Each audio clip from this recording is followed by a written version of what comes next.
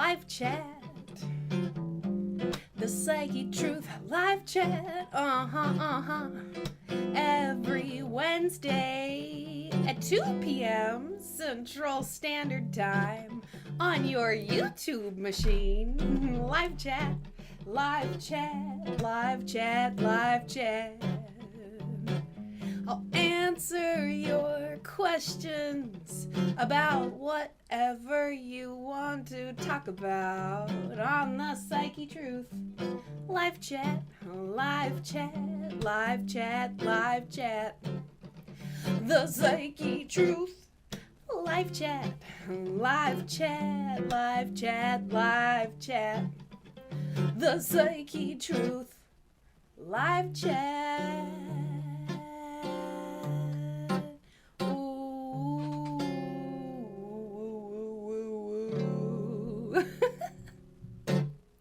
I may have had too much coffee this morning. Who knows? Or who knows, just really, really excited to be here for another live chat with you guys. So hello and welcome. My name is Corrina Rachel, for those who maybe don't know me. I am a certified holistic health coach. And this is my weekly live Q&A session. So this is your opportunity to ask your health, weight loss, nutrition, diet, fitness, whatever related questions that you might have. And I will do my very best to answer them or to direct you to another place where I think that you could find your answer. So, thank you so much for being here. Getting myself geared up for the next 1 to 2 hours of fielding your questions. Okay, so I want to thank Issa Dev. I'm not sure if I'm saying your screen name right, but he has volunteered to be a moderator for this section. So, trolls, be on the lookout for Issa Dev, who's going to be helping me to hopefully keep the chat room a little bit more focused, a little bit more on point. All right, so hello to Stephanie Cruz. Of course, Issa Dev is here. George Knott Smith, Indira, My Life as Sarah, hanging out there at the beginning. So I'm looking for questions. If you will leave some question marks at the beginning of your question, that will make them easier for me to see amidst all of the different comments. All right, so here we go. My moderator has a question. What software do you use when editing videos for animation? So I'm just going to give a little quick answer on this. I know it's not a health question, but it is a good question. We use Sony Vegas and Adobe Premiere, depending on who is doing the editing. We don't do a lot of animations, so I'm actually not sure about what is a good software for animations. A lot of those little intros and stuff, I think that might be what you're asking. We actually kind of downloaded a lot of those from various websites that make little pretty graphics like that. We didn't actually make those on our own from scratch. But anyways, Sony Vegas and Adobe Premiere, those are our primary video editing suites. Aw, thank you so much. Y'all are so sweet. Aw. Aw. Tim Spencer, are you married? No, I am not.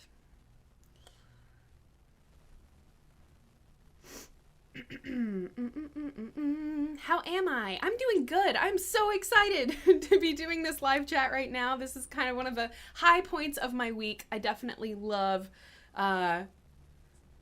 getting to do this chat. All right, so here's a question. Sarah HSS, she says, what do you think about essential oils to lose weight? Okay, so I get a lot of questions that are like, what do you think about this thing for losing weight or that thing for losing weight? Bottom line, guys, is that there are a lot of different ways to lose weight. And in order to figure out, well, what's going to work best for you, you got to ask a couple of questions for yourself. And I would encourage you to really try to be honest with yourself. So things like, how much time do you have to dedicate to losing weight?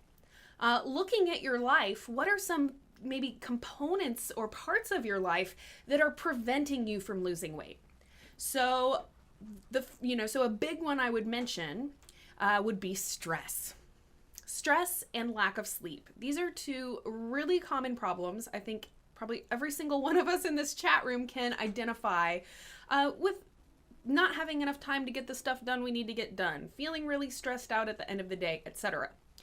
So if you answer yes to that question and you think that stress could be an issue in your life, now I've talked a lot about how stress prevents us from losing weight. Stress literally keeps us in a fat storage mode is one way to think about it. And if you're stressed out all the time or you aren't sleeping enough, that could be the big obstacle preventing you from losing weight. So if you answer yes to that question about stress and lack of sleep, then I would say that yes, essential oils would be a great thing to add into your lifestyle or into your daily regimen, you could say, because essential oils, among other uses and other benefits, are very, very effective for helping to reduce stress. So we could talk about lavender. We could talk about whether it is I wish I had my purse in here to actually have my little topical essential oil stress reliever. So essential oils can do really wonderful things for helping to regulate sleep, helping to reduce pain and muscle tightness or muscle soreness. So especially if you're someone who's maybe been prevented from working out or prevented from doing some exercise because you have joint pain or something like that, using essential oils for pain relief could be just the thing that you need to free your body up so that you can start doing some kind of physical exercise. Now, if you've got pain or something like that, you don't need to join P90X and start doing some really crazy stressful workout regimen. Remember that stress inhibits weight loss. So with whatever you do, just apply this kind of central guideline that you want to not stress yourself out too much. So maybe it's just walking gently, or maybe it's just, going swimming. That's a very wonderful way to get a full body exercise, but it's very, very gentle on your joints. So anyone with like knee pain or joint pain, I would encourage you to see if there's somewhere in your city that you can go to swim. Swimming is a great low impact workout. Okay, kind of going off topic here. Essential oils. I would just say that essential oils have a lot of benefits, but essential oils aren't going to be the one thing that make you lose weight. Eating right and working out is what makes you lose weight. So there's a lot of different things that you can use to help assist in those different things, like essential oils as an example. But I wouldn't necessarily say that essential oils are like a weight loss miracle or something. They're going to help support your healthy lifestyle and can be used to kind of tackle specific issues that you might be having. But I wouldn't necessarily say that there's, an essential oil blend for weight loss. Certainly things that can help get the body into a state where it can burn fat, but taking essential oils isn't going to literally burn fat off of your body.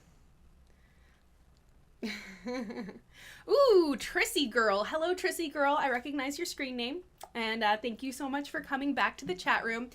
She says, what is healthier, broccoli or cauliflower?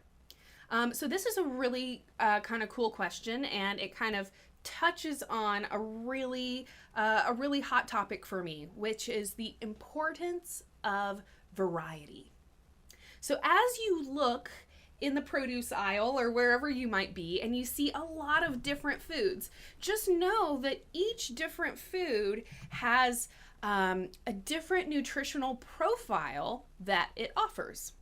So in a lot of cases, when we're talking about, especially among the healthy foods, like different vegetables, it's not necessarily that one is better or worse, or one is more or less healthy, but they just offer different nutritional benefits. So broccoli is a cruciferous vegetable. In terms of,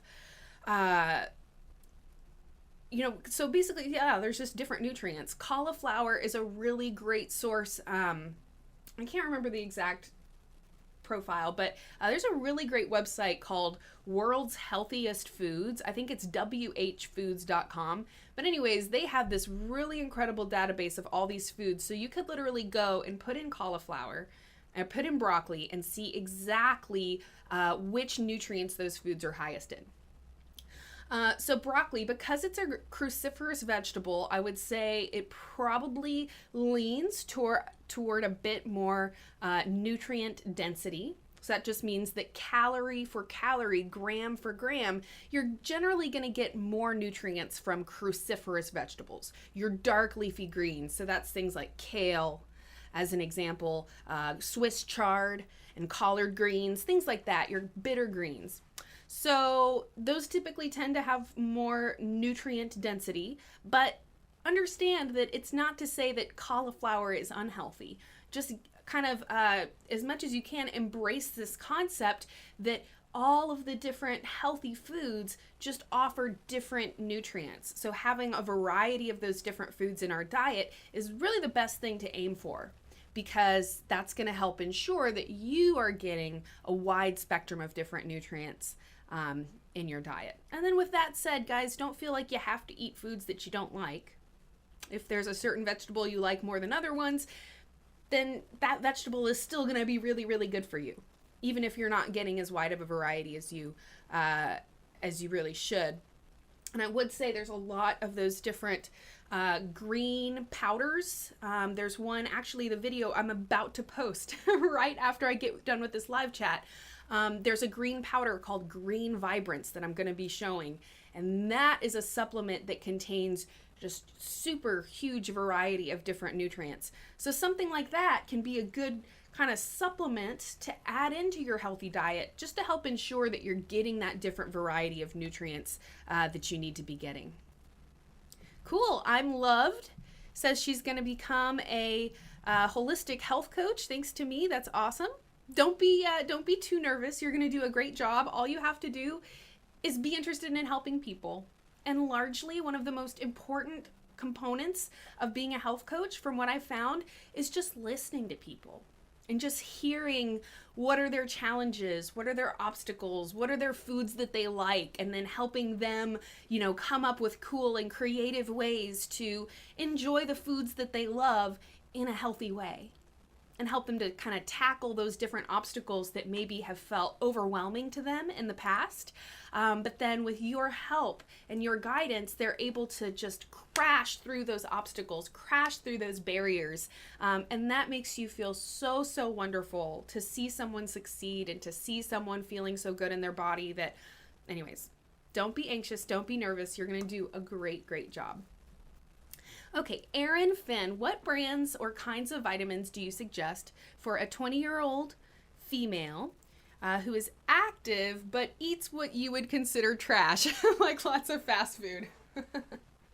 Okay, cool. Erin, thank you so much for your question.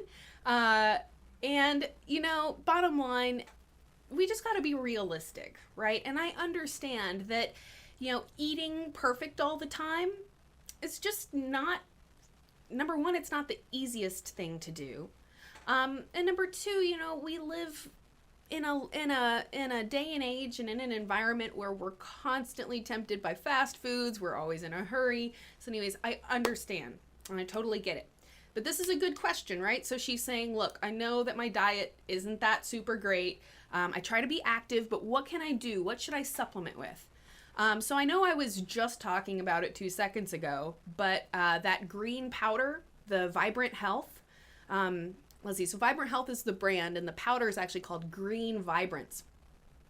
But something like that contains a huge variety of different nutrients, but from a food basis. So your question kind of has a couple of different layers here. So the first thing I would say is that, when someone's looking to supplement, right, you have kind of a general thing, not a specific issue that you're trying to deal with. You just want to know a general supplement. The first recommendation I would make is to have a variety of different nutrients. So for specific conditions or specific problems, it may be recommended to supplement vitamin A or supplement vitamin B, or, maybe there's a specific mineral deficiency and you need to supplement selenium or supplement magnesium or something like that. But for a general approach, Okay, and this is kind of where the multivitamin was born, right? The idea that like, hey, on a daily basis, there's all these different things you need. So if you just put them all in one pill, and it makes it easy to be getting those nutrients in every day. So variety. And that whole last answer was kind of all about variety too, right? So having a variety of different nutrients is really great. And then the second thing I would say is to make sure that whatever you take is food-based. So when you are looking at your bottle of pills, right, you're in the grocery store and you're looking at stuff, if something is made from synthetics, so basically they can make synthetic vitamin A or a synthetic B12, it's not going to say synthetic B12.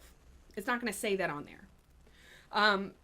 But what you can look for is that if it's made from real foods, it'll say that on the label.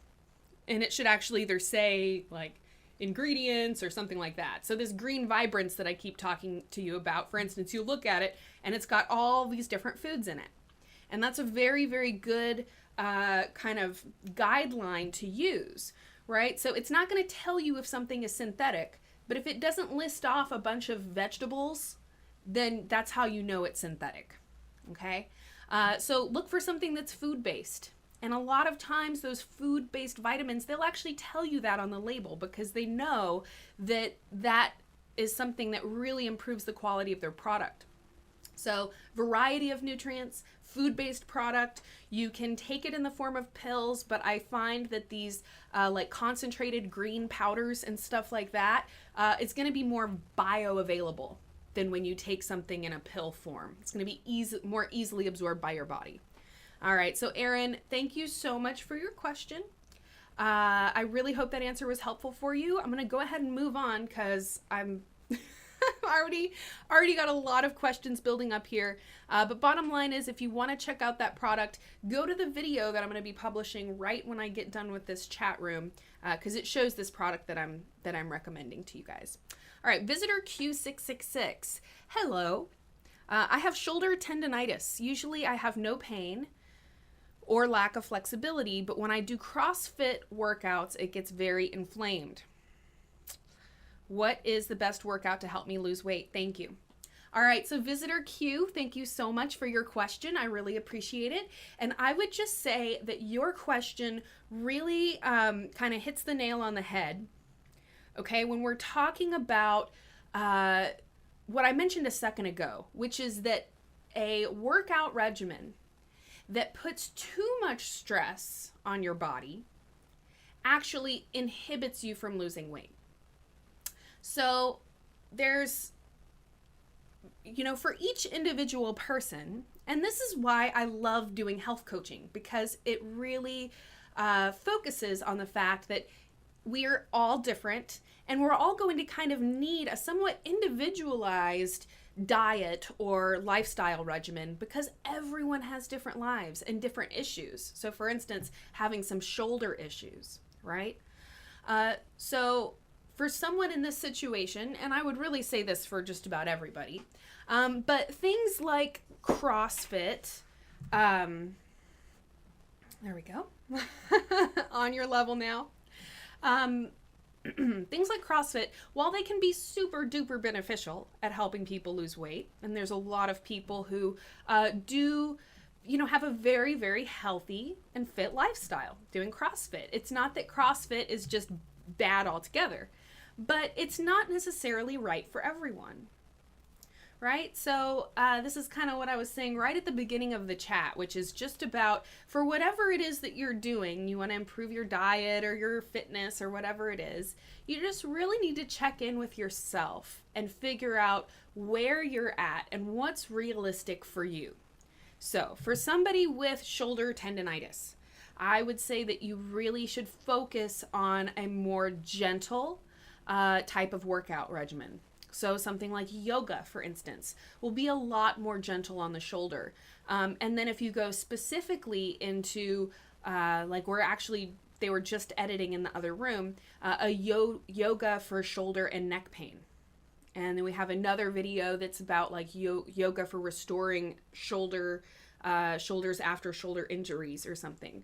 So really doing something that's kind of targeted to your specific situation is going to be a lot more beneficial than pushing your body to do something that is really designed for someone who doesn't have any shoulder injuries or shoulder tendonitis or something like that. So something like yoga, that's a lot more gentle.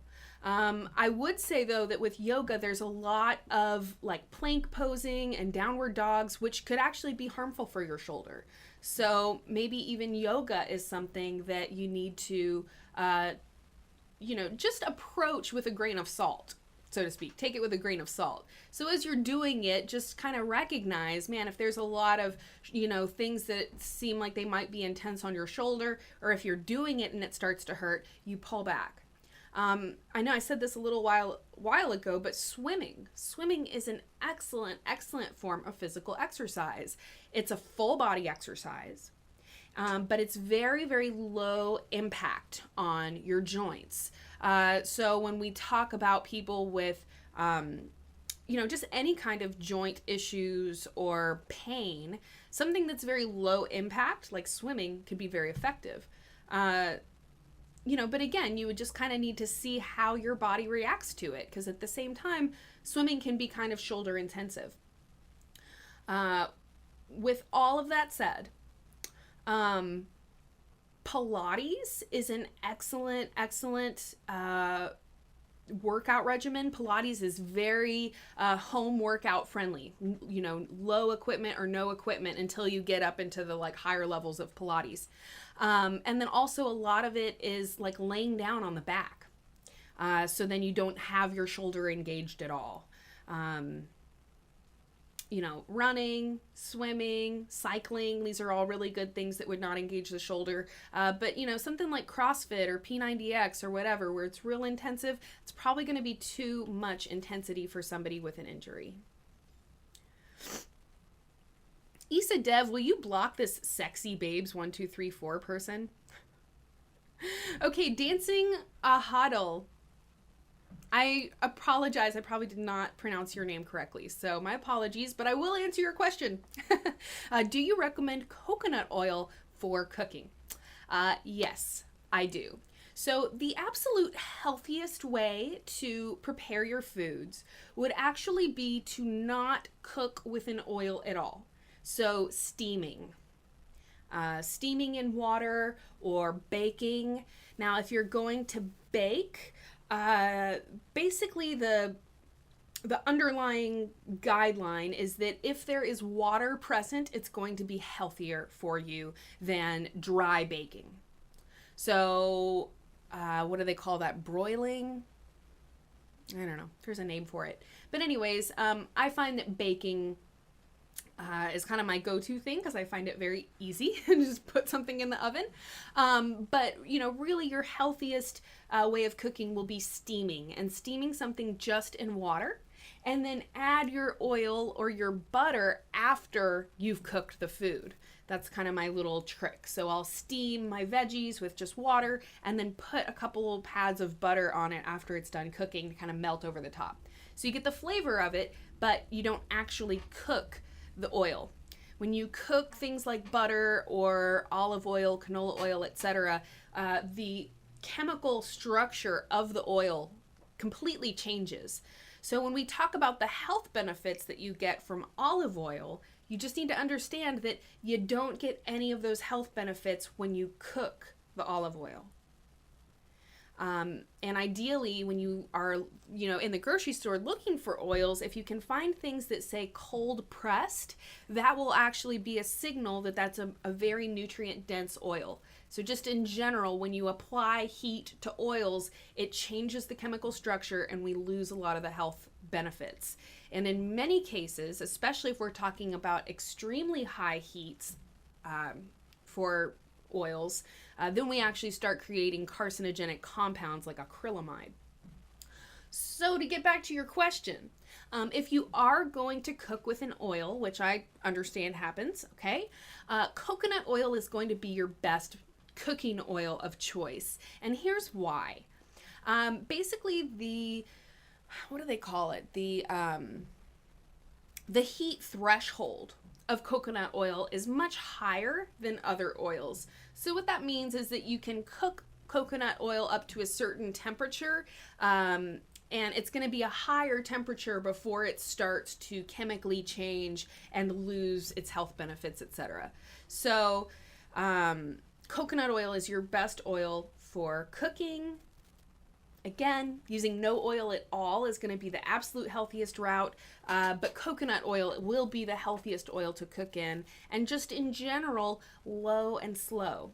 Lower heat, slower cook time is going to be healthier, especially when we're talking about meat products. Low and slow is the way to go, as opposed to high heat for a shorter duration of time. So I actually get in trouble sometimes because it takes me a long time to cook, because I like to cook things low and slow. So it takes a bit longer, but you do preserve the health of that food more. This is another reason I love crock pot cooking, because you can put it in the crock pot on low and then just leave it in there for a really long time, depending on what it is. So low and slow is another good kind of general guideline to to exercise when you are, cooking foods, heating foods, cooking meats and oils, etc. Okie dokie. So let's see. Simply Monica says, how to not overeat. The best answer for this is to eat real foods. Period. Understand that when you are eating the typical junk foods, when we talk about Cheetos, Doritos, potato chips, and even the little sweets and stuff, right? The like Hostess cupcakes, all those things. Basically, what we have in those foods is what I call a partial food. So you can think about a banana or an apple or brown rice. Right? It's a whole food in its whole state. And when you eat that food in its whole state with all of the different things it encompasses, and I'm not telling you to eat the banana peel, okay? I'm just mean, as a general rule of thumb, you get all the nutrients, you get all these different very important enzymes, and all of these different things are what help you to digest the food. And what you have when you eat processed foods is literally a partial food. So in the case of the flour, when you see enriched flour on an ingredient label, just start equating enriched flour with the little skull and crossbones. Enriched flour, skull and crossbones, okay? And here's why. When you look at a grain, there's a germ, a bran, and an endosperm. 3 different parts of the grain. So one is the starchy part, one is the nutrient dense part, and then there's another part with like B vitamins and minerals and stuff like that in it. So what they do for that enriched flour is they just take out the starchy part and they use that for the bread.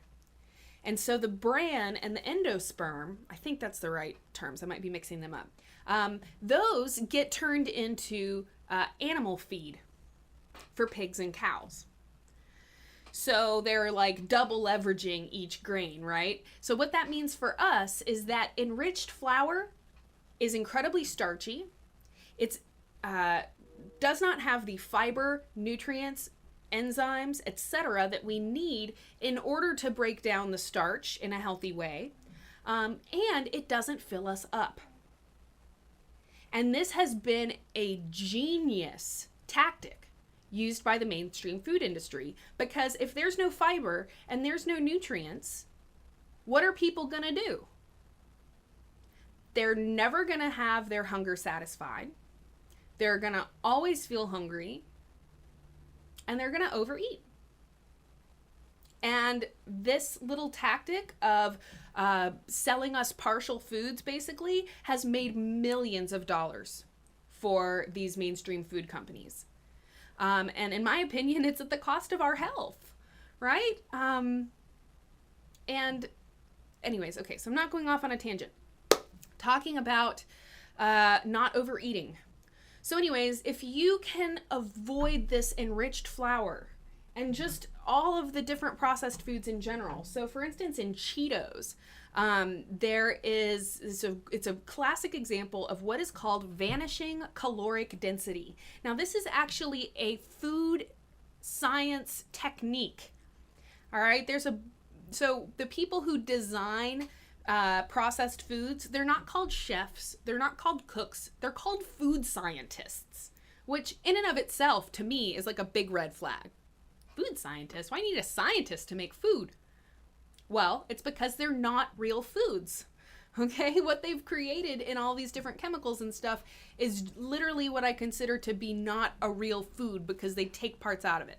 So Cheetos is a great example. They use that enriched flour, which already is missing the fiber and all kinds of important nutrients, and then they puff it.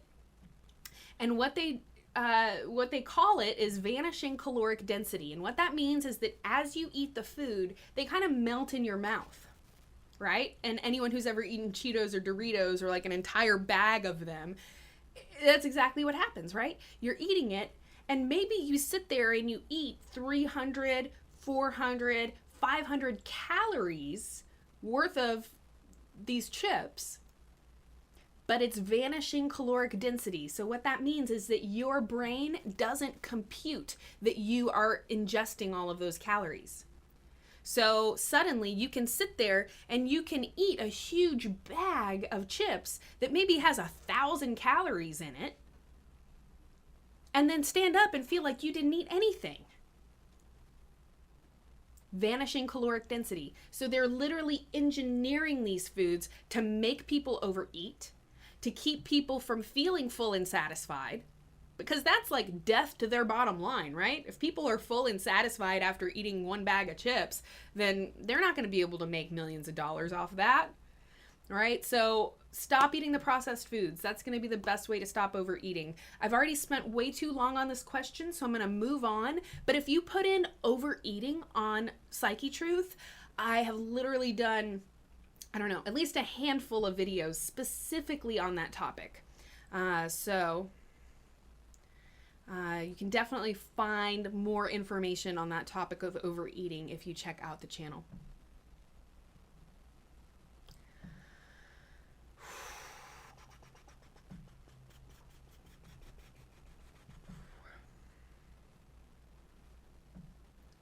Okay. Man, so many good questions. This is so hard. Okay, so Nita Gazanfar, thank you so much for your compliment on my singing. I appreciate that. Could you tell me if there are jobs easily available for health coaches, or do you have to be business-minded to excel in this field? That's a really good question. I'm just going to give a quick answer here because I know it's not really a health-related question, but there was somebody else who talked about that they're going to become a health coach. So I do want to say this. There are not a huge amount of jobs for health coaches right now.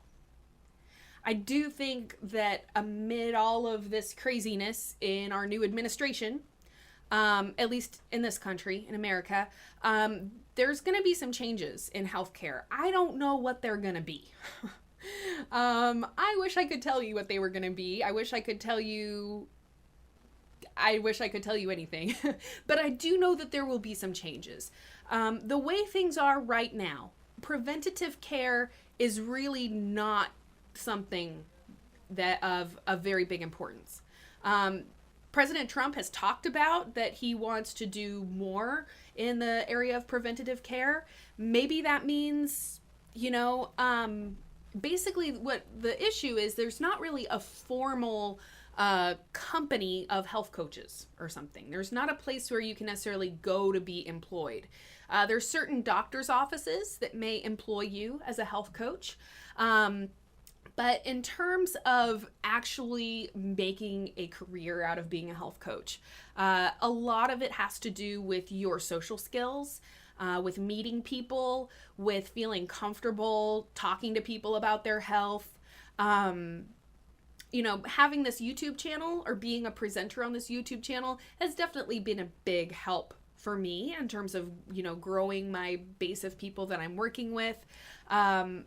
I am not super business minded, I don't think. I do think that you need to have some self motivation in terms of, okay, I need a website, I need business cards, I need to meet people, I need to make a blog so people can start to learn who I am, stuff like that.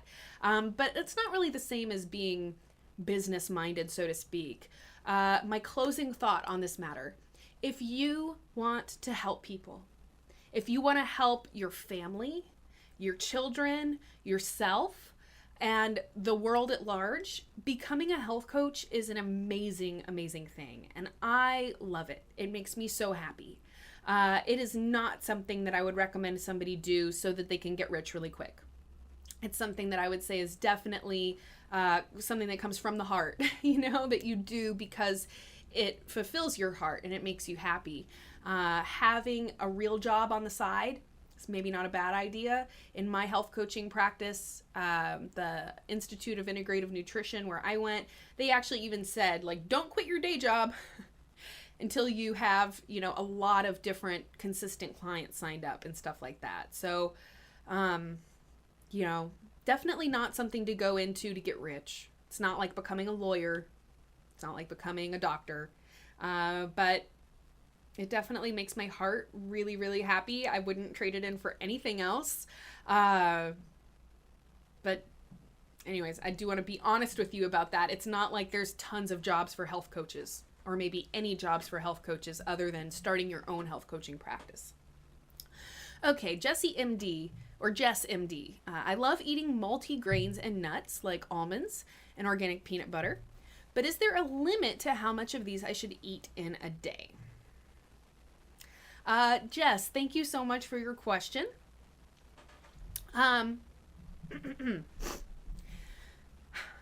There is definitely a consideration here when we're talking about nuts, because they are, they're pretty fattening. Right? Now, of course, they're healthy fats, and I say that all the time, and we need to have healthy fats in our diet. So you should eat nuts and seeds and all those types of wonderful things. But yes, there is kind of a limit. I would say you really need to probably figure out on your own, because it's going to depend on things like, how active are you? Somebody who's really active and exercises consistently, if you're doing hour-long exercises every day, you are going to be able to get away with eating 2 or 3 times the suggested amount of nuts or something like that. I think what they say is a handful of almonds a day is kind of a guideline. And some days you may eat more than that. Some days you may eat less than that. In terms of your health, there's not really any negative effects of eating too many nuts and things like that. But if you are trying to lose weight, you may find that, reducing your intake of nuts and seeds and those types of things could help you lose weight. Again, because they are pretty fattening. But, if you put in, the other thing is it's going to really vary, how active you are, how much do you weigh, how old are you, etc. So, if you put in your, kind of information like that and search for, recommended daily value of peanuts or something, you can probably find some different blogs online where people have actually listed out the specific recommendations of different people. I personally don't have a hard and fast guideline for myself. I just kind of know that if I eat a lot of those types of foods one day, I'll kind of back off of them for the next day or two. I'm sorry that wasn't a very good answer, Jess, but basically I would say that, if you're trying to lose weight and you're having trouble, maybe pull back on the amount that you're eating. And at some point you're going to find the sweet spot where you're, able to be losing weight or able to hit the weight that you want. And then you'll kind of get a general idea of, how many of those foods your body can personally handle. Okay, Rachel Almig, what do you think about the keto lifestyle? Okay, so ketogenic diets, or ketosis. Basically what this means is that your body is burning fat for fuel instead of sugar for fuel. So what this means is that, the only way to get your body to stop burning sugar for fuel and to start becoming an efficient fat burning machine is to significantly, if not completely, decrease your intake of sugar. So what this means is that people who go on a ketogenic lifestyle or a ketosis diet or keto diet are not calorie restricting. Okay, it's not that you're starving yourself. It's not that you're eating super low amounts of food in total. It's just that you're very specific to avoid certain sources of carbohydrates and definitely to completely avoid the enriched flour and sugar, etc. So for someone who can really do that, it can be a very, very effective way of losing weight. Basically, I've said this before, but insulin, every time we eat sugar, and that means not only the sweet sugar, but also just the white carbohydrates, the white bread, potato chips, etc. When we eat those foods, we get an insulin response. Insulin is the fat storage hormone. And as long as you have insulin in your bloodstream, your body will not burn fat. Period.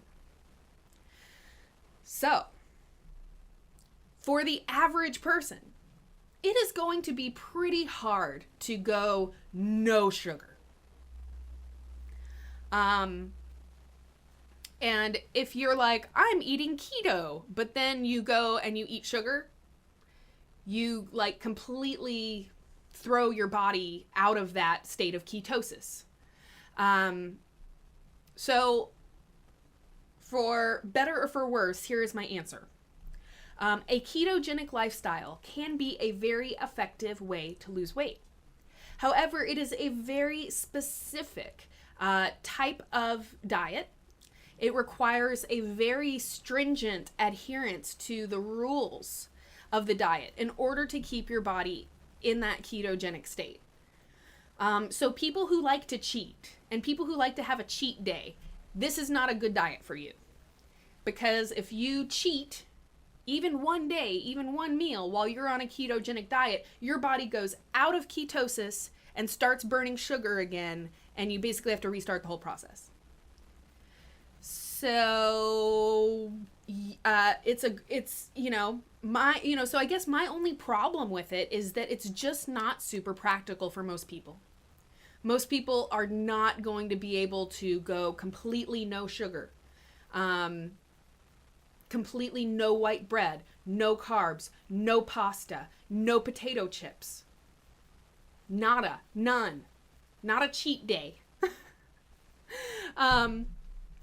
So from that perspective, it's not something that I would really recommend to most people because I just know that they're probably not going to be able to do it. Even myself personally, I'm like, I'm probably not really going to be able to do that. So if you're someone who can go on a diet and be really, really strong and adhering to that diet and not be swayed, not be tempted, then yeah, it can be very effective. And it is a healthy way to lose weight because you're not calorie restricting. Again, you just really have to follow the rules. So it is one way to lose weight, can be very effective, but like I said, it's a hard diet to stay 100% true to. And in order to really to have the benefits, you have to stay true to the diet. Streak shooter, what is my nutrition education? So I have I majored in biology when I was in college. That's how I started getting interested in all of this stuff in the first place. And then I completed a health coach certification program from the Institute of Integrative Nutrition. And I have interviewed tons of different clinical nutritionists and doctors and MDs and PhDs and all kinds of people on this channel where I have learned a lot of information. I've also watched tons of lectures and documentaries and all kinds of stuff. So I guess in a lot of ways I'm kind of self-educated in nutrition, but I do have that certificate of as a holistic health coach from IIN and my bachelor's in biology.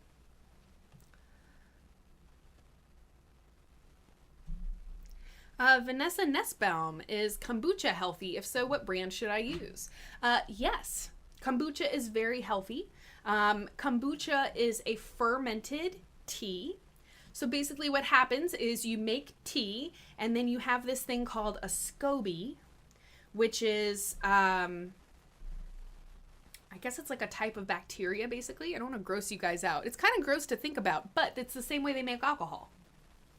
Right? Bacteria eats the sugar, and then basically the result of the bacteria eating the sugar is this fermented tea or fermented drink. And when you eat fermented foods, you get a lot of health benefits. So sauerkraut, popular fermented food. Pickles. Now your typical pickles and your typical yogurt that you find in the grocery store are not going to be super healthy and probiotic. But there are certain healthy brands of those types of things. So you actually can find super healthy pickles, super healthy yogurt, super healthy sauerkraut. Kombucha is another one. Kefir or kefir is even another fermented food. And then again, right, alcohol is a fermented food. Now, unfortunately, we don't get any health benefits from alcohol, but the same chemical process is basically at work here to produce the alcohol, so to speak. So anyways, kombucha, yes, is a healthy drink. Now, as far as brands go, we have a brand here called Buddha's Brew, which I like a lot. There's also a brand called Kavita, which I think is a really good brand. I really like their products. There's going to be different ones depending on where you go. The thing to look for is probably the sugar content on the tea. Now, understand that because the cultures in the kombucha eat sugar, there's usually a lot of sugar that they add to it, but then it gets processed into alcohol. But when you see the sugar on the nutrition label, that's what you want to look at. Like, if it has, 25 grams of sugar, I would say that's like moderately healthy. If you're looking at a kombucha that has more than 30 or 40 grams of sugar, I would say put it back. While you may get some health benefits from it, it definitely has way too much added sugar. So the lower the sugar content of the final beverage, the healthier it's going to be. But it's also kind of a unique taste. So maybe if you're just starting to drink kombucha, you need the one that's a bit sweeter. And then over time, you can transition towards the ones that have less sugar in them.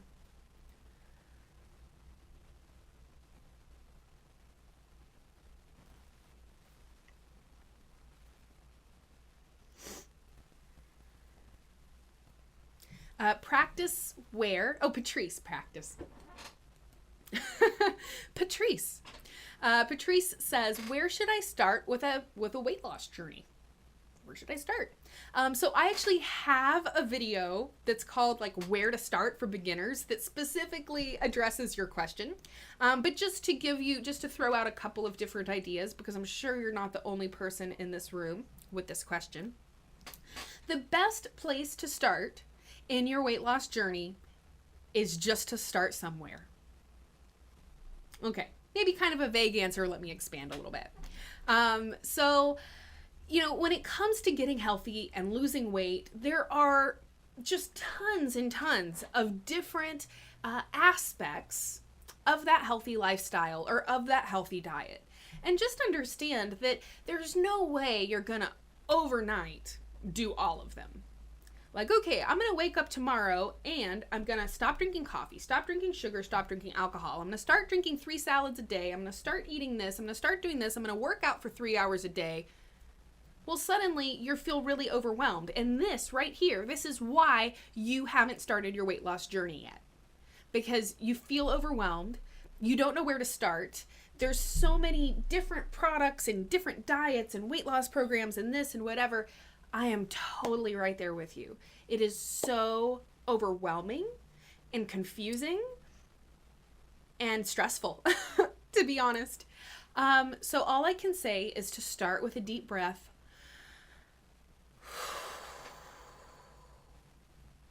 And just of all of those different little things and different goals that you have and things that you want to do, just pick one. to start with. And I would recommend that you pick the easiest one, or whatever is going to be the easiest one for you. So I'm actually right now creating a 30-day weight loss transformation program that will actually walk people step by step through this process that I'm talking about. But one of the components in that program is that each week we add different healthy habits into your lifestyle. And the idea is that by the end of the program, you have all of these healthy habits that now you're just in the habit of doing. So, in one example of a healthy habit, start every single day with a glass of water. As you get healthier and healthier and get more in the habit of drinking water, maybe sometimes you want to add some lemon or some apple cider vinegar or something like that. But the bottom line is that you just start out drinking more water. And I like to give myself little benchmarks or little goals, like drinking 1 glass of water in the morning. Drinking water throughout the day is really the best thing for you to do. But that's just one example, right? One place to start. Another would be like if you never eat salads or you never eat vegetables, you gotta start eating salads and vegetables. So just give yourself a really realistic goal. Like, I'm going to eat 1 salad a week. I'm going to eat 1 serving of vegetables a week. Now, ultimately, you want to work up towards a salad a day. Or at least, almost every day, eating salad, raw vegetables. You should definitely be eating vegetables every day. And they recommend that you should eat 7 to 10 servings of vegetables. But that's a lot. And even for me, and I try to eat really healthy, I don't even know if I hit 7 to 10 servings of vegetables every day. But wherever you're at, just pick something and pick an easy goal to start with. So I'm going to eat 1 salad a week, or 1 serving of vegetables a week, 1 glass of water in the morning. In terms of physical exercise, again, starting really small, like 5 minutes a day of stretching or walking or moving or just doing something that you don't normally do that's active. And then slowly you can bump it up to 10 minutes a day. And then after a couple weeks, you start feeling like, okay, 10 minutes a day, that's easy. Once it gets easy, then you bump it up. All right, can we do 12 minutes a day? 15 minutes a day? 30 minutes a day? And then maybe you get up to a point where 2 days a week you exercise for an hour. And then you do 10 minutes a day on the other days or something like that. So easy goals, realistic goals that you can see yourself doing. Don't be like, oh, Jillian Michaels says to do this, so I'll try to do that. No, you need to pick a goal that you can see yourself doing. The most important part is that you do it. That's it. So it doesn't matter how small the goal is or how small the habit is, you just start somewhere and don't try to do a whole bunch of things at once. Just pick one thing, do that, and once that starts feeling like a good habit, you're like, okay, I can do this, drinking a glass of water in the morning. Then you're ready to go on to the next habit and move there. So small incremental changes rather than trying to completely overhaul your life overnight. Pick the things that are easiest for you to do first. So maybe the exercising is easier than fixing your diet, or maybe exercising is the thing you're dreading the most. So let's start with the diet.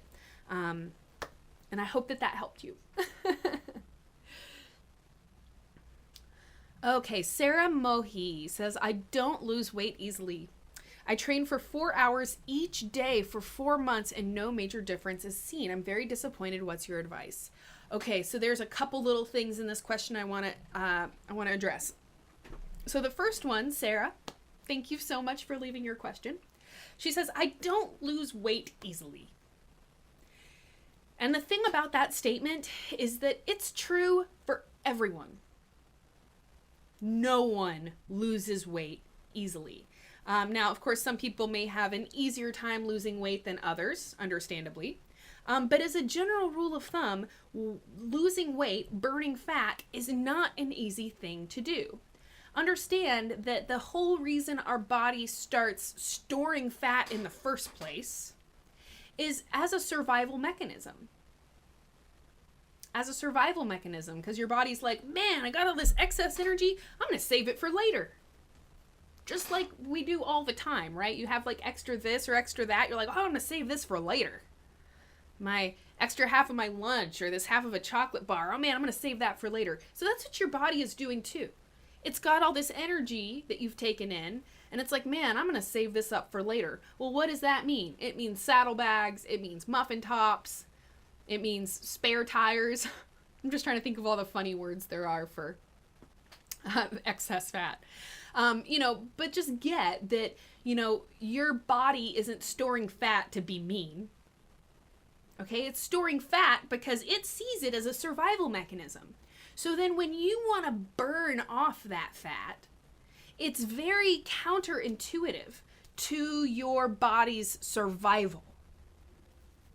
Because your body is like, oh man, I'm going to save this energy up for when I need it. And then you're trying to be like, oh no, you need to get rid of that energy. Get rid of it. I don't want it. Right? So the only reason I kind of went off on that tangent is just to illustrate to you guys why it's so hard to lose weight. And when you struggle to lose weight and you're like, oh, what's wrong with me? Understand that it's not just you. All right? It's everyone. The easiest way to lose weight is to never put it on in the first place. But most of us aren't in that position. Most of us are in the position where we've gained the weight and we want to get rid of the weight, and they're like, oh, what do we do now? Right? So burning fat is kind of a counterintuitive process for the body. So in order to actually get your body to burn off that fat, you have to do some very specific things. Okay, so let's move on to the second part of your question. She says, I trained for 4 hours a day for 4 months and saw no major difference. So first thing I would say is that 4 hours a day sounds like it is putting more stress on your body than your body can handle. So a couple of different, little important keys here.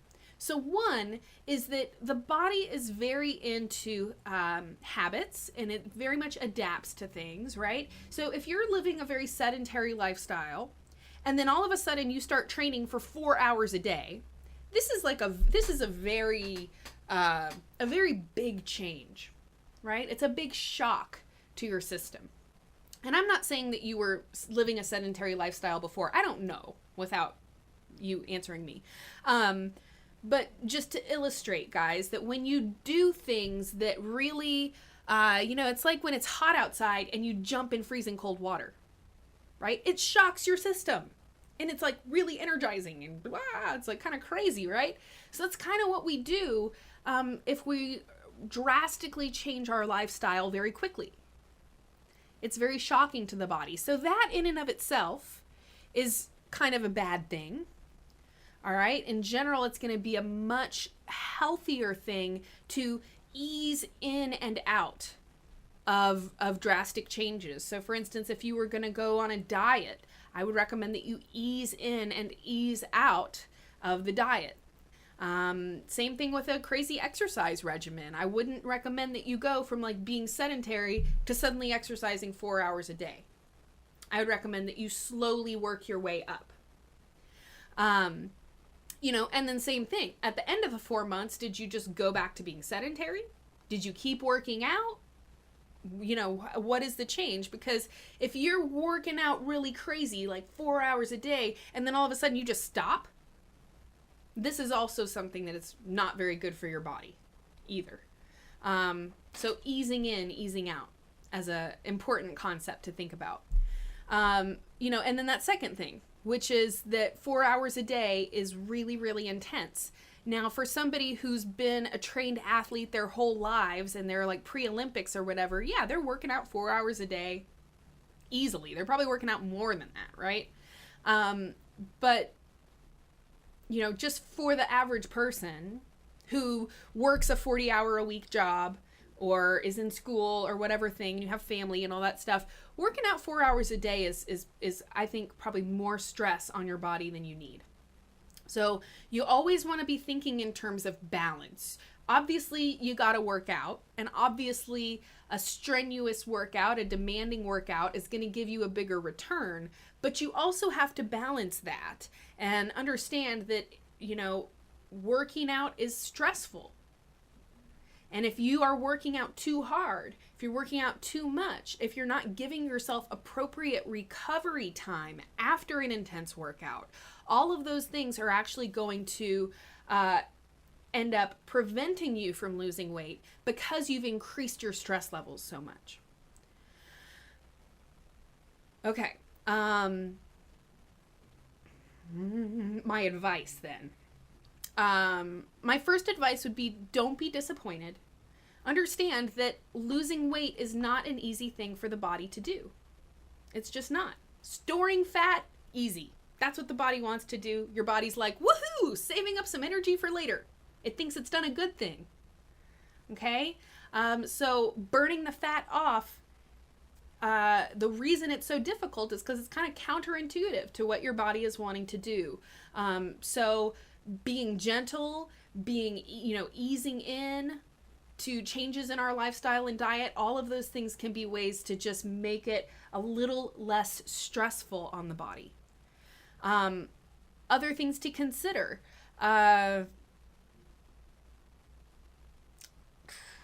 In terms of my advice, I don't know. I think I've probably exhausted all the different points I wanted to make on this. Sarah, largely, I can't make a whole lot of recommendations just because I don't know enough about the situation. Like, how overweight were you when you started this workout regimen? How did you lose any weight? Or did you gain weight while you were doing this? How much weight are you trying to lose? Are there other health issues or health considerations you have going on? How old are you? What is your lifestyle like? All of those different things is why one-on-one health coaching really, I have found to be the most valuable way to help people. Because every time somebody asks a question, I just immediately have a bunch of questions for them. So anyhow, the other thing, guys, is find what works for you. Find something that you enjoy doing. If you are like every single day going to the gym and you're like, oh, so miserable. Oh, I just can't believe I have to go to the gym again. You're not going to get nearly as much benefit out of it as if you can find something that you actually like doing. Find something you actually like doing that isn't grueling and that you aren't dreading. And then suddenly, not only do you get more bang for your buck, but you're also going to, if you're having fun doing it, you're not going to be as disappointed later if you don't get the results you want. Or you're not going to get burnt out on it and then go from like working out 4 hours a day for 4 months to maybe dropping off and not working out at all.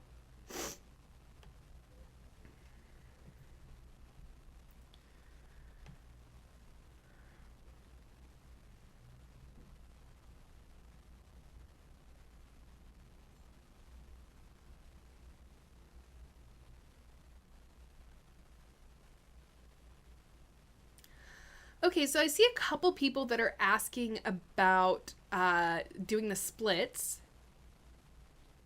Practice makes perfect. Time, putting in the time, putting in the stretches, being consistent. Nobody just like wakes up and they're suddenly flexible. I mean, there are some people with like certain, there's definitely like when you see those crazy videos of people being all really bendy and crazy and stuff. But your average person, guys, they don't just wake up flexible. All of the people on our channel who can do the splits, I guarantee you, there was a time when they did not have their splits. And how did they get there? Consistency, stretching on a regular basis. One of the most important things, we were filming yesterday with Lindsay Samper. She just, I think, has one video so far that's gone up on the channel, but she has a lot more videos coming out. And she started talking about how a lot of times, she was talking about specifically with yoga, but I'm just going to talk in general, fitness and flexibility types of things.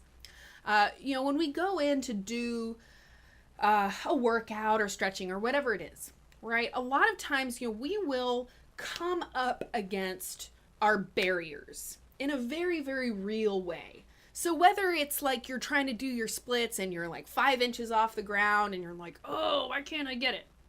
Or maybe you're in the gym and you're doing bench presses or something and you're like, man, why can't I lift more? Why can't I lift more? I should be able to lift this much weight.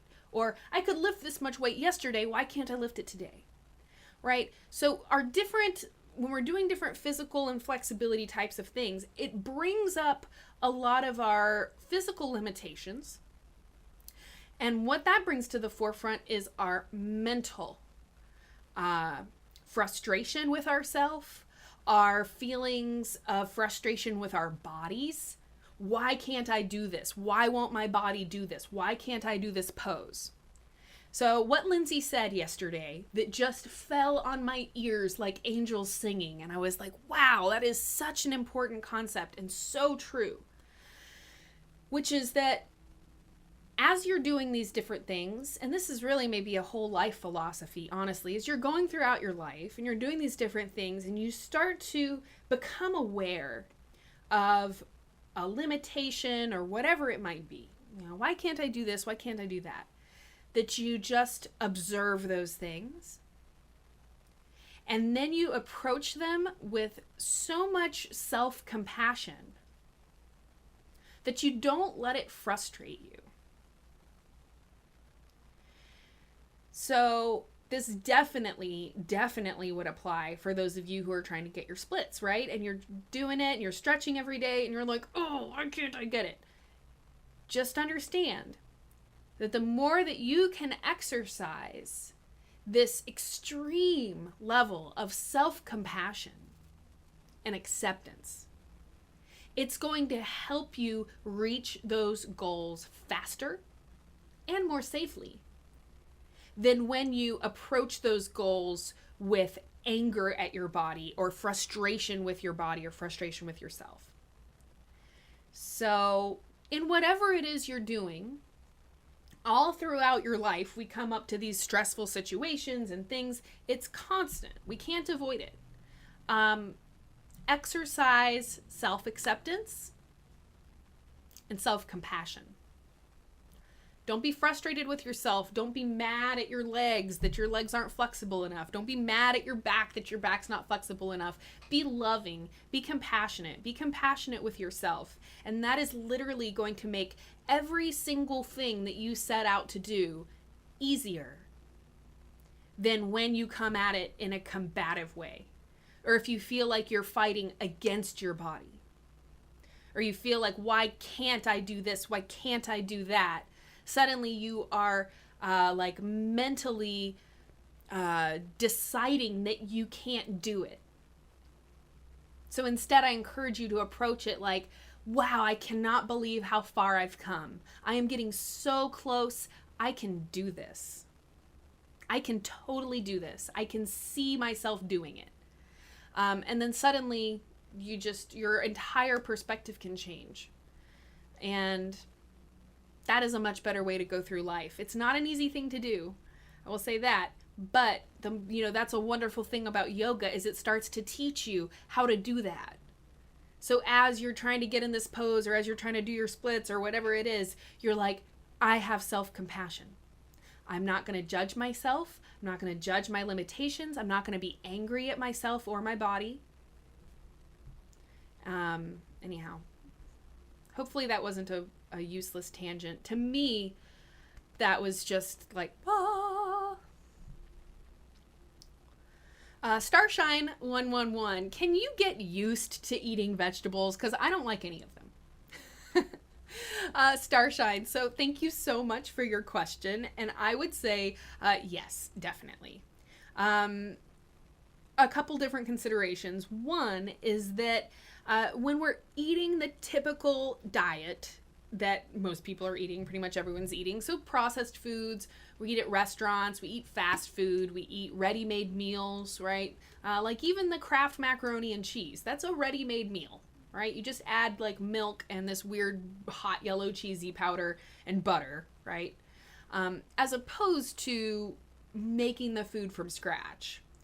All right, these processed foods, ready-made meals, fast foods, etc., they literally contain all of these crazy, what are known as excitotoxins. So MSG is one of the most well-known examples of an excitotoxic food chemical, monosodium glutamate.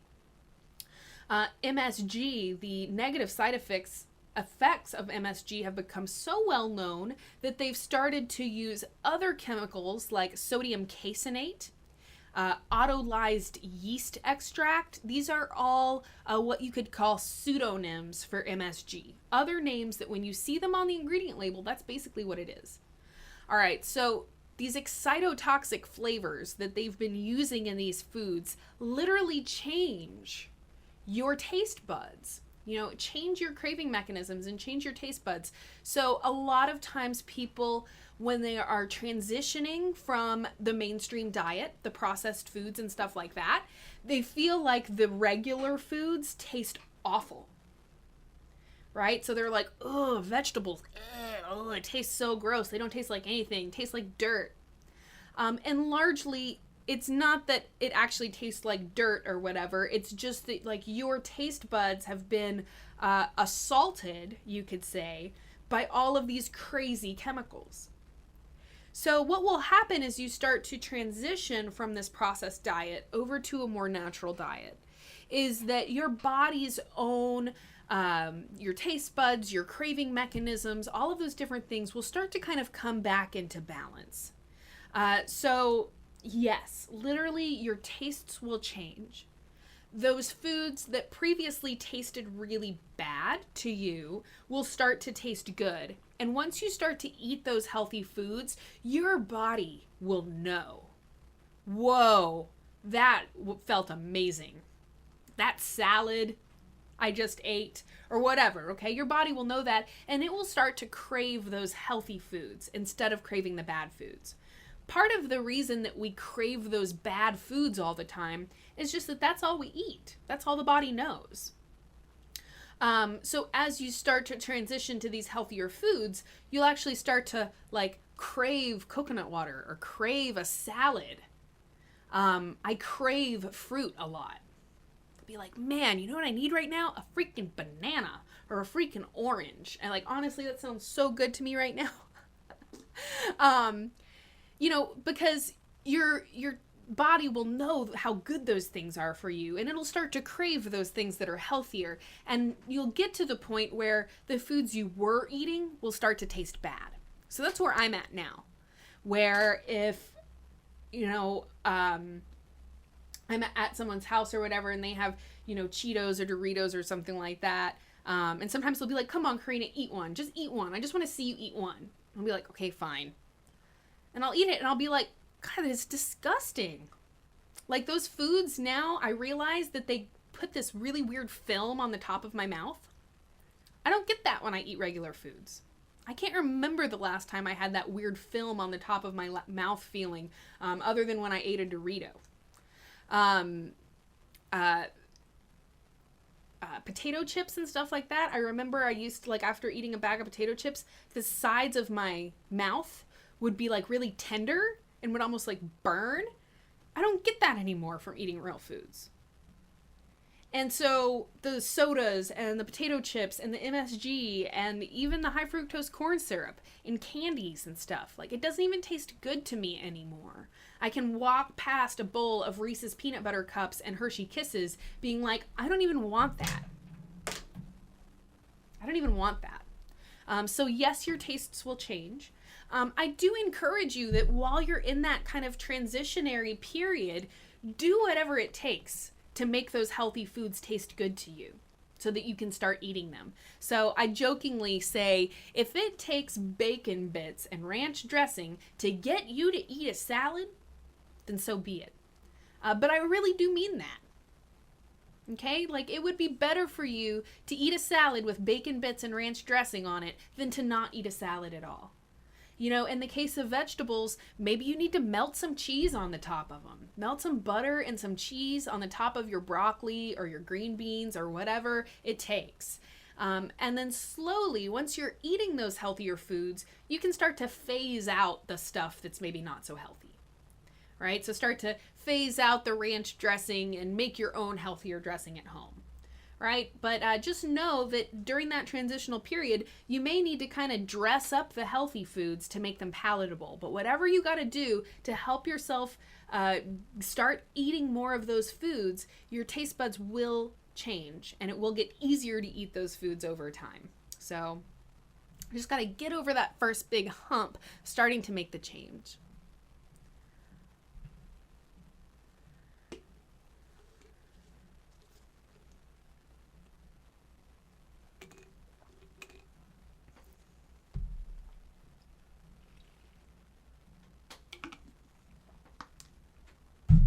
Okay, man, there's always so many good questions. I'm just like overwhelmed.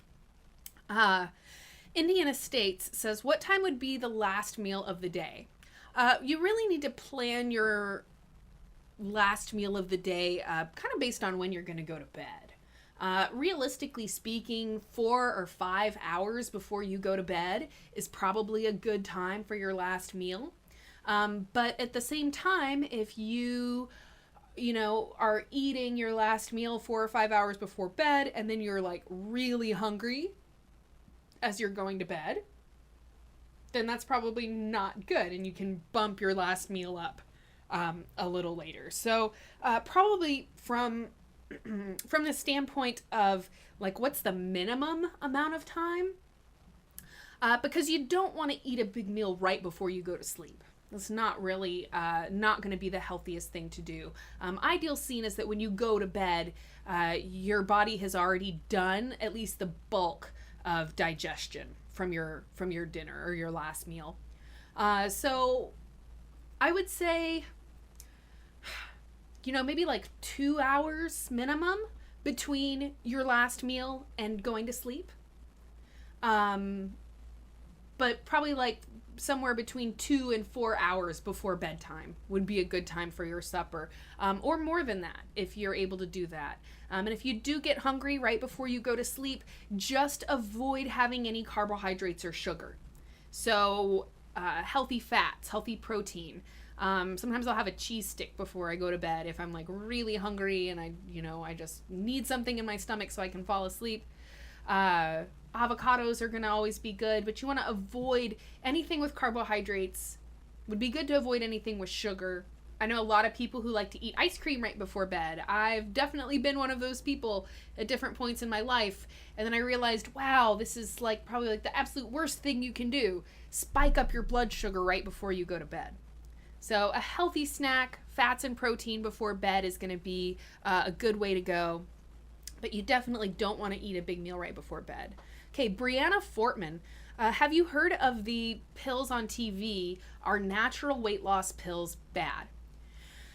Okay, so I actually, I do technically own a television, but we don't have cable. I just have Netflix and stuff like that, and Amazon Video.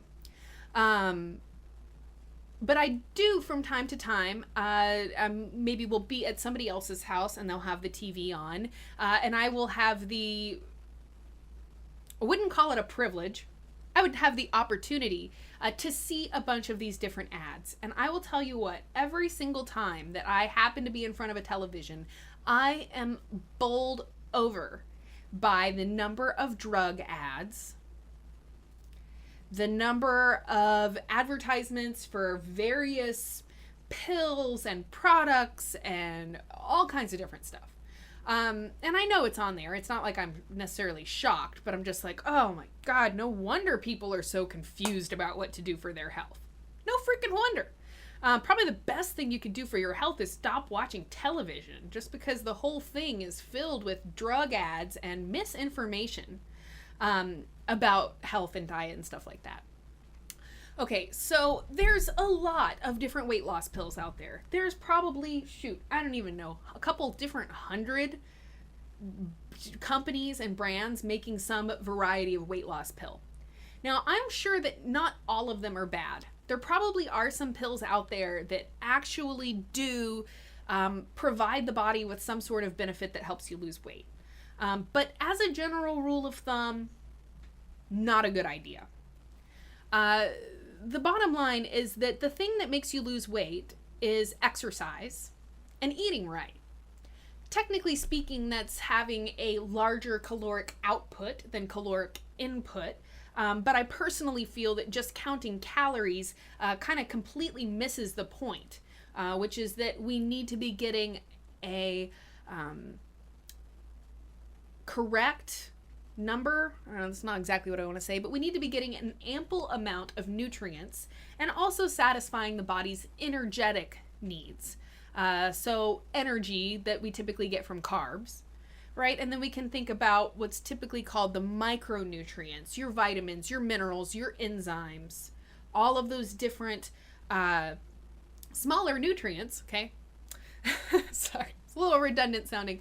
But the bottom line here is that, you know, by and large, the different pills that are out there being sold as weight loss pills don't do those things. They don't give you minerals. They don't give you nutrients. They don't satisfy your body's energetic needs. You know, if you had a specific one you could have me address, that would be helpful. Addressing weight loss pills in general, I would say they are bad. With the caveat that there are probably some out there that are decent or that actually could help people lose weight.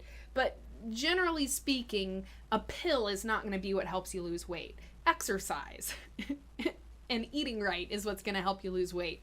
Now, if you wanted to take something to help you lose weight, the first thing I would recommend would be some kind of a multivitamin or the green vibrants that I have mentioned a couple times in this chat now. Something that just contains a huge amount of different nutrients and healthy dietary fiber. I have made hundreds of videos on tips for losing weight, healthy foods for losing weight, etc. So I would encourage you to go check out those videos. As a general rule of thumb, I am against the use of weight loss pills. If somebody has a weight loss pill that they know of that they think is just great, let me know and I will check it out. But as a general rule of thumb, I do not recommend weight loss pills.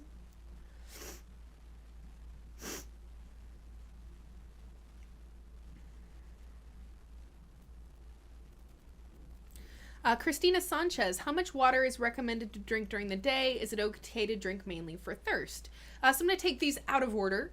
And I would first say that drinking to thirst or drinking based on how thirsty you are is really probably the best gauge to help make sure that you're hitting your minimum water requirement.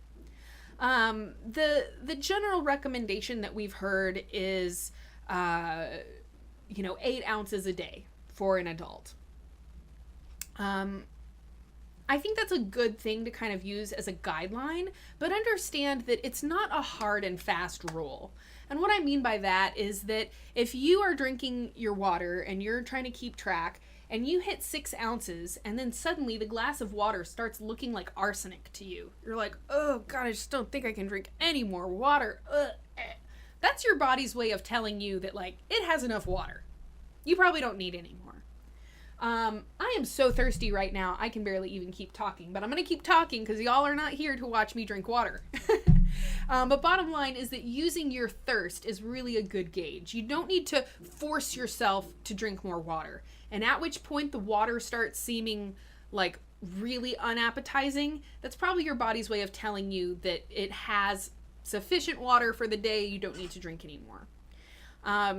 8 ounces a day is a good kind of guideline to use. I would say 4 ounces a day would be a good minimum. So I think every single person should at least have a minimum of 4, I'm sorry, I think I messed this up. So it's 8 8-ounce glasses. So I think 4 8-ounce glasses would be a good bare minimum. So that's like a glass in the morning when you get up. And then that's another glass with your lunch, another glass with your dinner, and maybe another glass before bedtime, and that's your 4 glasses of water. So that's a good thing to aim for. The people who have died from drinking too much water, that's people who were in a drinking water competition, and they literally drank 8 gallons of water without going pee. Most people are not going to have water toxicity. Okay, the cases where people have had too much water is it's not a typical case. Somebody forcing themselves to purposefully drink so much water. Honestly, it's stupid to prevent yourself from peeing ever, especially while you're drinking gallons of water.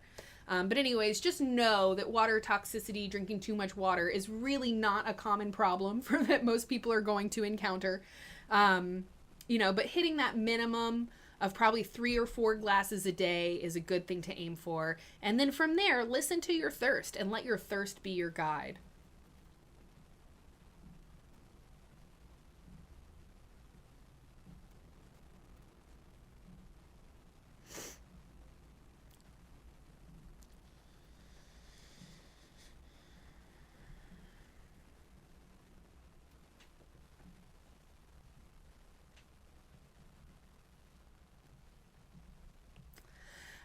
We have not ever held any seminars. It's something that has always been on our dream list of stuff that we dream of doing, but we have not yet reached a point that we can start holding seminars. But when we do, I will come to Ohio.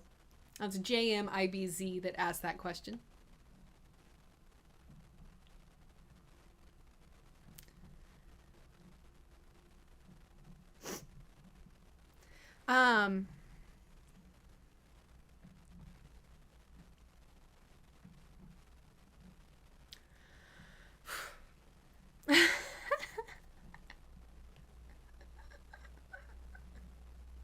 Y'all are cracking me up here. Okay, let's see. Here's a question.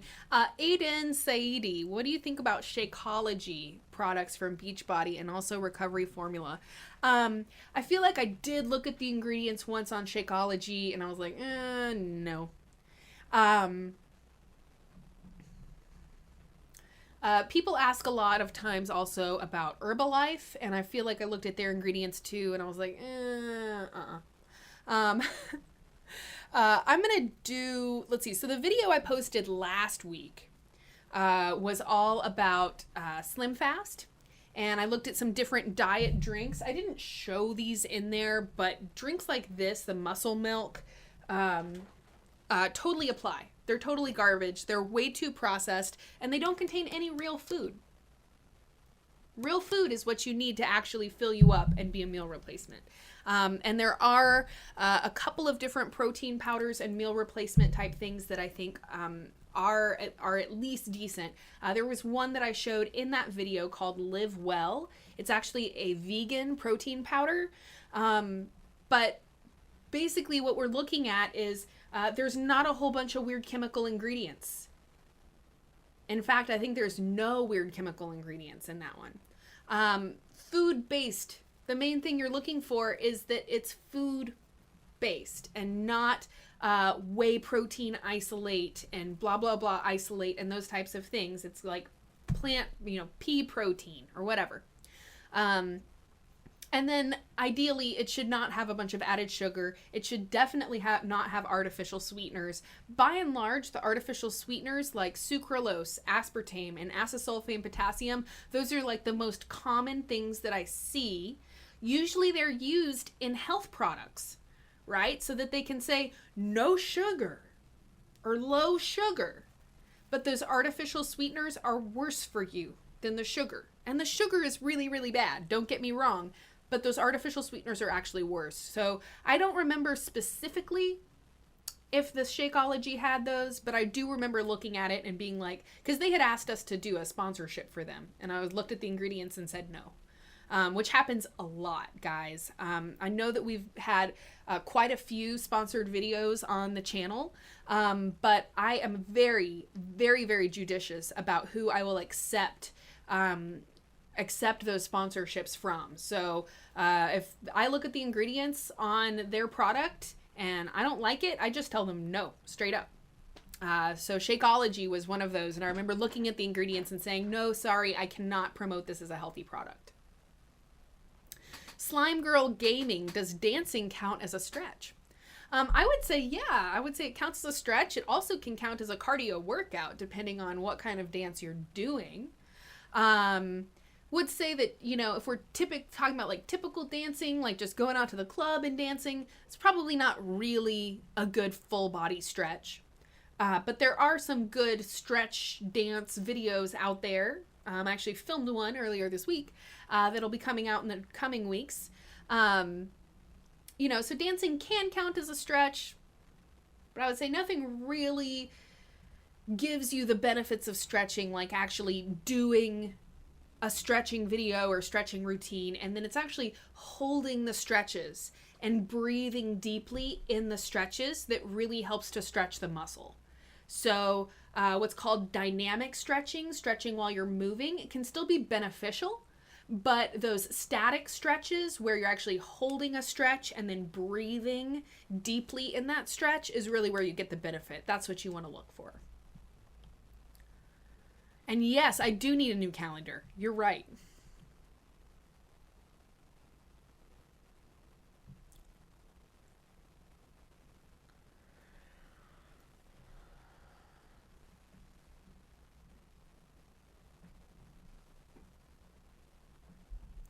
Foxy Vasileva. I struggle with cultivating core and upper body strength. I can't do push-ups, pull-ups, or handstands. What tips would you have? Do yoga. Yoga is incredible because it's literally a full body workout. It gives you your stretching, and it can also give you even your cardiovascular and muscle building components as well, depending on how intense of a yoga workout you do. But anyways, all of those, like for instance, plank pose, which is basically like you're in the top of a push-up, that pose really engages your entire body. But it's incredible for the core. It's incredible for the upper body. And there's I can't remember what video it is, but there's a simple move you can do where you move from plank pose. So basically it's like the top of a push-up, and then just go down to your forearms and then back up, and then down to your forearms and back up, down to your forearms and back up. That is a wonderful core building and upper body building thing that's just super simple. I can explain to you how to do it here. But then we also have a ton of yoga workouts specifically for core and specifically for upper body strength. So those would all be good things to look for. Anything that involves a lot of plank poses will be incredible for your core and upper body.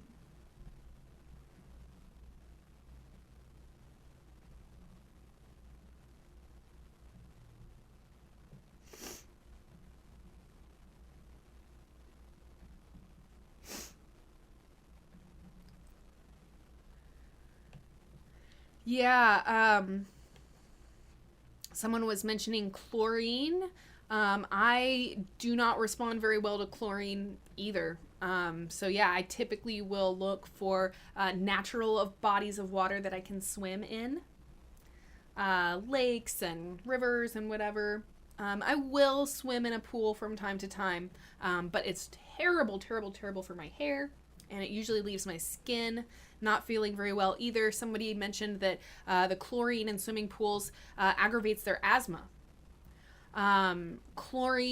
Excessive chlorine exposure can also lead to things like multiple sclerosis and stuff like that. So those of you out there who are swimmers or spend a lot of time in chlorine, I would encourage you to kind of look up and see the various issues related to excessive chlorine exposure. So it is something unfortunately, something to be concerned about.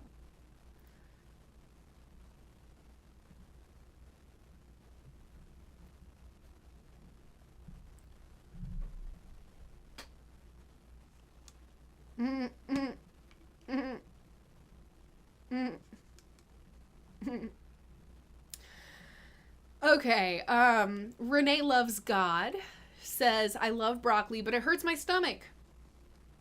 A couple considerations here. So,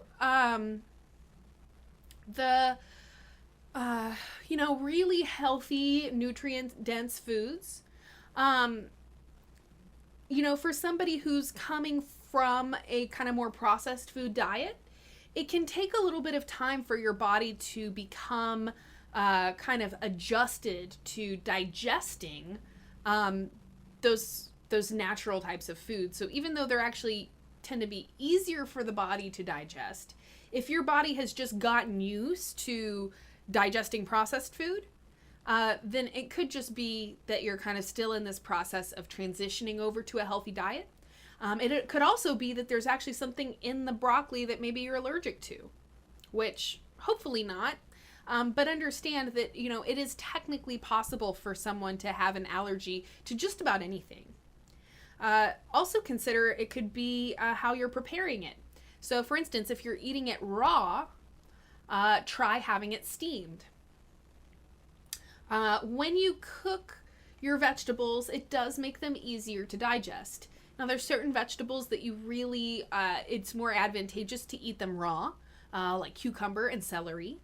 But things like broccolis and carrots, these kind of, more fibrous vegetables, you may find that they're easier to digest if you steam them first in water. Just a couple considerations there. If you eat it several times and it hurts your stomach every time, maybe that's just a sign that your body doesn't like broccoli. But I'd also say that, maybe give it a couple chances, maybe experiment with preparing the food in a different way and see if you have a different reaction to it. Alita, I apologize. I cannot say your last name. I'm not even going to try. So Alita, she says, about superfood, can you suggest an effective superfood for weight loss? Like spirulina, which I'm using already. Is there anything else that could be cool? So a superfood, for those who maybe don't know exactly what that means, basically it's just an extremely nutrient-dense food. So you could talk about, lettuce and spinach, and then kale is thought of as the superfood because it's more nutrient-dense than those. Or you can think about kale as like part of the regular foods, and then when you move to something like spirulina and chlorella, these are the superfoods, and it's because of the density of nutrients contained in the food, like gram for gram, how many vitamins am I getting, how many minerals am I getting, etc. So there's a lot of superfoods out there, and there's also some debate about what qualifies as a superfood or whatever. There's not really like a hard and fast rule. Some people consider kale a superfood. Some people don't. So among the superfoods, and again, there's very many of them, I kind of, this is something that I mentioned earlier in the chat, but since that was like an hour ago at this point, I'm going to go ahead and say this again. When it comes to supplementation, there's a couple things to think about. The first one, honestly, is variety. It can be very, very beneficial to take specific supplements, like spirulina in this case, or for instance, if somebody had a specific deficiency, maybe they're deficient in selenium or they're deficient in vitamin A, then it's going to be very practical for them to supplement that one thing they're deficient in. But as a general rule of thumb, for most people probably will benefit from a variety of nutrients coming in. So this is where we get the idea of a multivitamin, right? All the different vitamins you need in a day put into one little pill.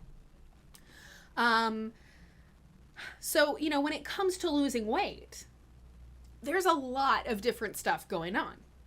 And I think that for weight loss, honestly, a broad spectrum supplement with a lot of different variety is really kind of optimal because it's going to be the most likely thing to address all the potential issues that person might have. So your typical person eating the regular American diet is probably not just deficient in one mineral, but kind of deficient in all the minerals and all the vitamins and stuff like that. So something with a lot of variety, I think, tends to be better than isolating down just one thing. Now, it's not that one thing can't be beneficial, but as a general rule of thumb, I think most people would benefit by just kind of supplementing all around. Get a product or a supplement that has a lot of different nutrients in it. And the video that I'm about to post right after I get done with this chat actually shows my recommendation for a supplement like that. Lots of different variety of nutrients. And the second thing that you want to look at is that it's food-based rather than synthetic. So when you buy a vitamin and you look on the back, it won't actually say synthetic vitamin A on it. But if it doesn't have a list of food ingredients that were used to make the supplement, then that's how you know it's synthetic. Ideal scene is that all of those nutrients are coming from foods. Now, in case of superfoods, all of those things are going to be foods, but I'm talking in general, like if somebody was going to take vitamin A or vitamin C or something like that, it should be food-based. So again, this video I'm about to publish, it shows a product called Green Vibrance. It actually contains spirulina and chlorella in it, as well as some other superfoods, and it's just got a very, very wonderful nutrient profile, very nutrient dense product. So that will be showing in that next video that I'm going to be publishing here, in just about 10 minutes, looks like. All right, so I'm going to scroll down to the bottom of the chat here, getting ready to kind of round out, finish up here.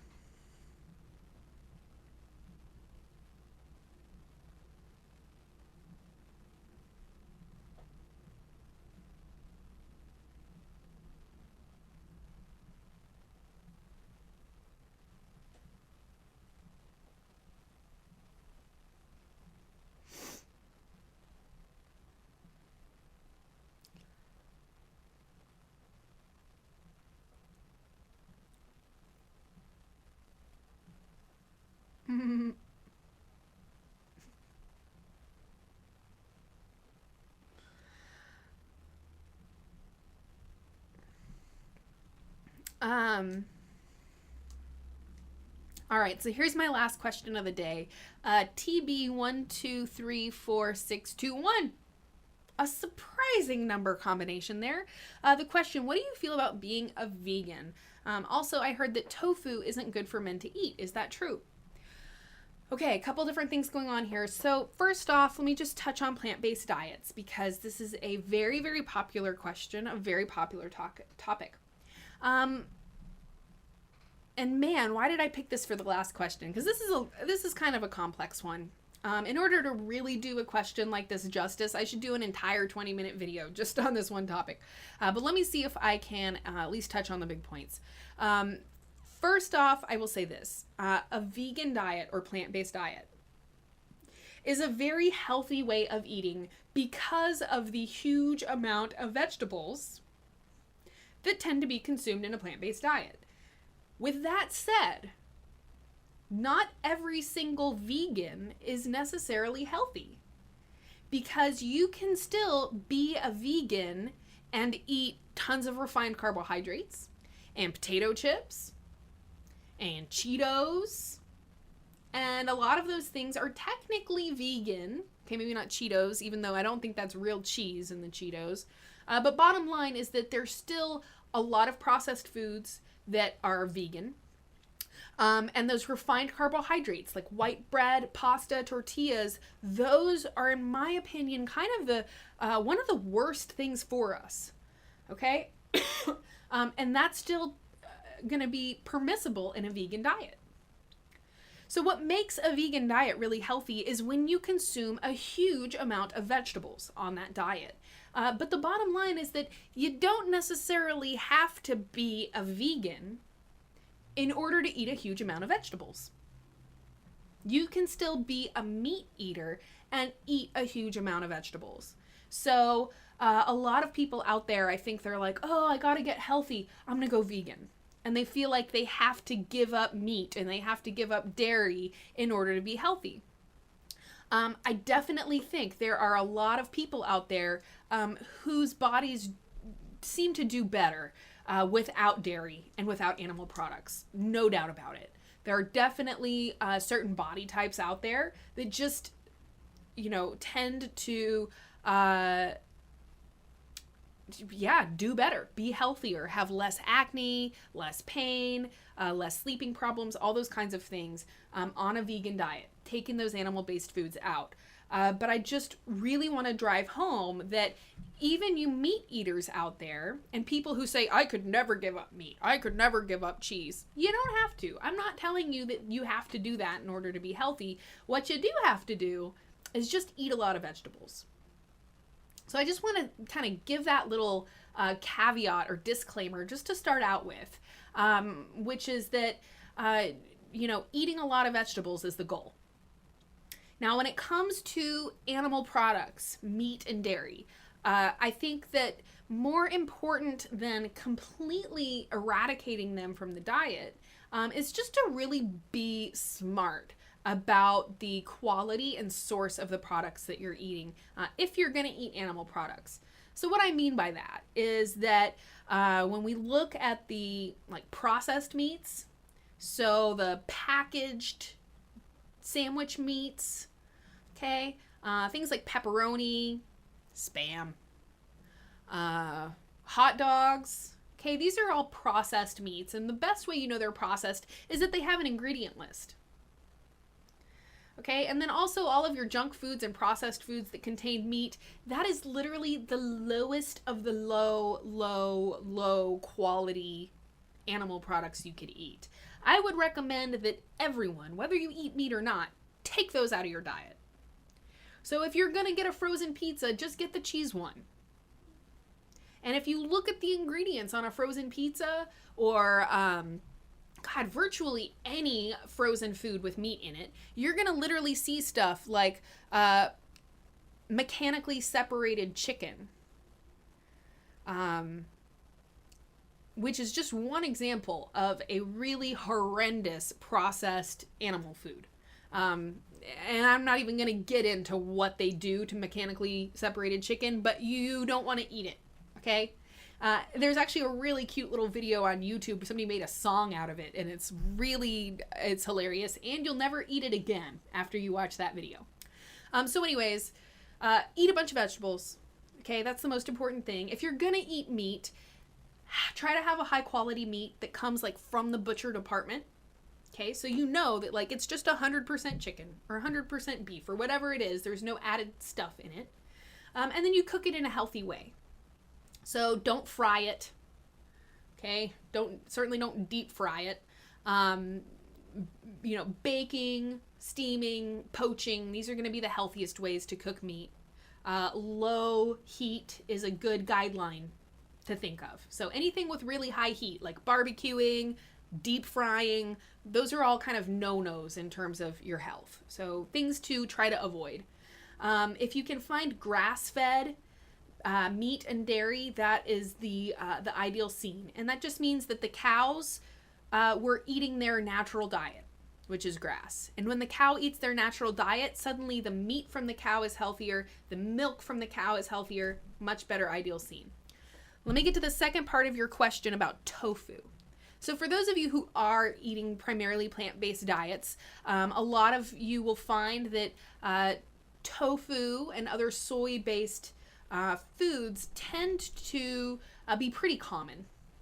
Certainly when you're looking at the vegetarian versions of other foods, like vegetarian chicken tenders and stuff like that, you see a lot of tofu, you see a lot of vegetable protein and things like this, kind of weird looking ingredients. The bottom line on soy, man, God, I just go on and on and on. Bottom line on soy, yes, soy is what's known as an endocrine disruptor. This is why you hear people say that that men should avoid eating soy. And honestly, even women. It's not that you should completely avoid it, you can never have it. But if you are eating an excess amount of soy products and soy foods, this can lead to hormone imbalance. So anytime and I see this all the time. I think I saw some questions in here today with people that have issues with their hormones, issues with estrogen dominance, or men that want to boost testosterone. These are really common things that we see. And I think largely it's because a lot of the foods that we're eating contain these different endocrine disruptors. The plastic that they put our water in, if you drink bottled water, bisphenol A is another endocrine disruptor. So at the end of the day, it's not that there's one thing we eat that causes our hormones to go out of whack. But it's the fact that we eat tons of different things in small amounts, but on a daily basis. And all of those things come together to throw off our body's ability to balance the hormone levels. Soy. Soy is a big one because it's so common. Soy is one of the, I think corn is actually the most grown crop in the United States. And I think maybe wheat and soy are somewhere, I don't know the exact order, but among those top three, we've got the wheat, the corn, and the soy. So most of the processed foods actually contain soy ingredients. So what a lot of people don't realize is that when we talk about the dangers of soy, you know, people think about drinking soy milk or eating tofu, but a lot of us don't realize that we get a huge amount of soy just from eating things that we don't even realize have soy in them. And if you start looking at your ingredient labels on different foods, you're going to start seeing soy lecithin in pretty much everything. Anytime you have a protein drink or something like that, it is probably going to have, so here's soy lecithin. You're probably going to see things like soy protein isolate. Okay, soy is just this huge kind of over rampant chemical, you could say. So it's not necessarily that it's inherently a terrible thing to eat. That's just unhealthy in and of itself. But overconsumption of that food can be very, very bad for people. And then also, soy is one of the genetically modified crops. So just kind of adding insult to injury there. Ideally, if you do want to eat soy, and soy can be a healthful food to eat, you need to eat it in its minimally processed state. So that's in the form of edamame, which is if you go to a sushi restaurant and they have the little green peas, and it's usually served as an appetizer. Edamame is going to be the healthiest way to consume soy, and then ensure that it still contains all of those other nutrients that your body needs to break down the soy. A big part of the problem with soy is that it's so processed and it's used in its isolated forms so much that our bodies just can't digest it and break it down the way that it's supposed to. Really complex answer for what I thought was going to be an easy question to answer, but that's just how I am. I start talking and I'm like, man, they need to know this, they need to know this, they need to know that. So I apologize. I know I did not get to everyone's question. I very rarely am ever able to answer every single question in the chat room. It's just kind of impossible. But guys, I do this every single week. So if I didn't get to your question, then I hope you will come back next week, same time, same place, 2 p.m. on the YouTube machine, and you can ask your question there. I also do my best to respond to comments and stuff like that. So if you leave your question in a video, I can't promise I'll get to it, okay? But I do my best to try and do that. Guys, I'm about to publish my essential nutrients for weight loss video in just about 10 minutes as soon as I get done with this chat. So please, pretty please, go check out that video. All of you that had questions about weight loss and supplements and spirulina and all that stuff, please go watch that video, because it's the product that I show in there is the one I've mentioned several times throughout this chat room. Anyways, y'all, thank you so much. It's time for live chat. The Psychetruth live chat.